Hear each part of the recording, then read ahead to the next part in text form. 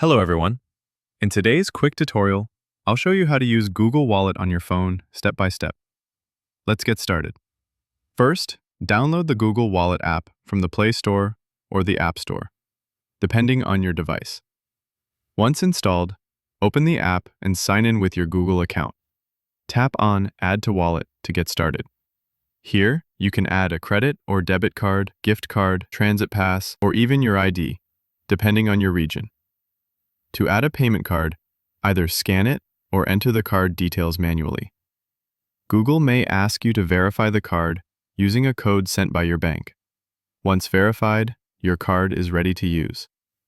Now you can tap to pay in stores by unlocking your phone and holding it near any contactless payment terminal. You can also store loyalty cards, boarding passes, and event tickets, all in one place. If you found this video helpful, don't forget to like and subscribe. Thanks for watching.